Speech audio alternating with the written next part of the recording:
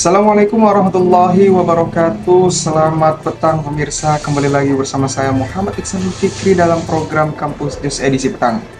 Siaran kali ini merupakan bagian dari mata kuliah Teknik Reportase dan Investigasi Berita yang diampu oleh Dr. Adi Kusuma SIKOM MSI. Di petang ini kami akan membahas tema yang sangat menarik sekaligus penting dalam dunia reportase, yaitu jurnalisme, perkembangan, regulasi, sejarah, dan kode etik. Mari kita simak bersama liputan di Kampus News selengkapnya.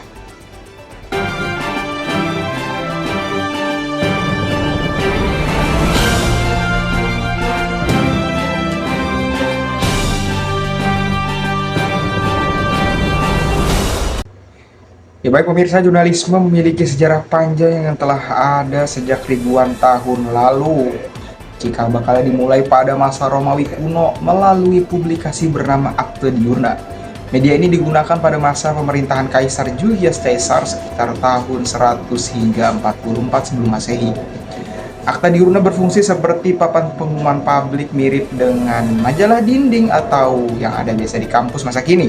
Seiring berjalannya waktu, jurnalisme berkembang pesat dari surat kabar sederhana menjadi radio, televisi, hingga media digital seperti yang kita nikmati sekarang.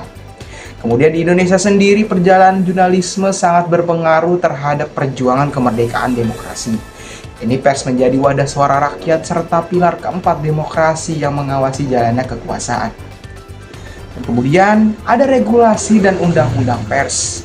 Ini untuk menjaga kebebasan sekaligus tanggung jawab pers. Diperlukan regulasi yang sangat jelas. Karena sebab di Indonesia ada beberapa undang-undang menjadi dasar hukum bagi dunia jurnalistik.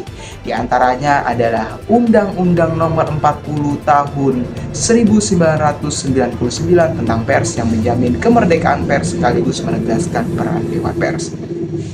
Kemudian ada Undang-Undang Nomor 21 Tahun 1982 serta Undang-Undang Nomor 11 Tahun 1966 tentang ketentuan pokok pers. Semua itu regulasi tersebut berfungsi memastikan agar jurnalisme berjalan profesional, bebas, namun tetap bertanggung jawab secara hukum dan etika.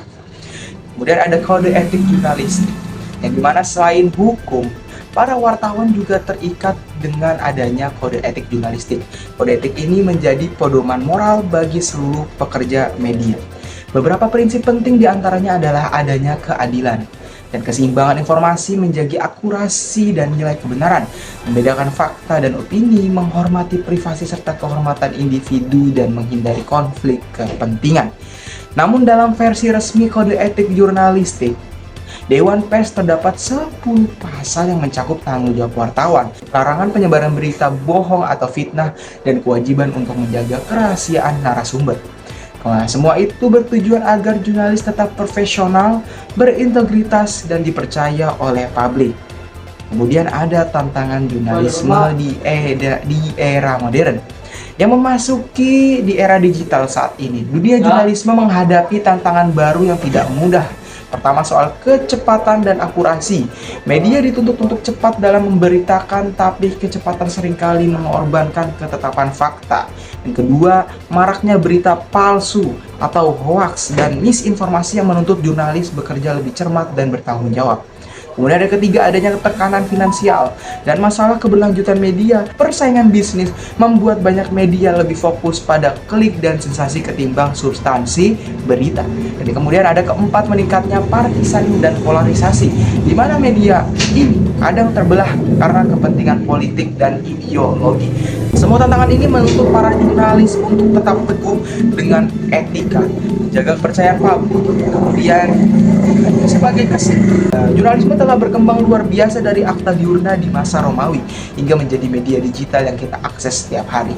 Guna regulasi dan kode etik hadir bukan untuk membatasi, melainkan untuk memastikan bahwa kebebasan pers digunakan secara bertanggung jawab di tengah derasnya arus informasi, hoaks, dan tekanan ekonomi. Profesionalisme serta etika jurnalis adalah benteng terakhir untuk menjaga kepercayaan publik.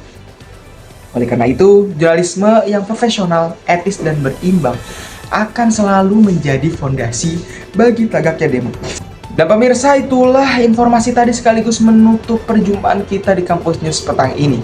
Saya Muhammad Shalul Fikri pamit undur diri dan terima kasih telah menyaksikan Kampus News edisi petang. Sampai jumpa di edisi berikutnya. Wassalamualaikum warahmatullahi wabarakatuh dan sampai jumpa.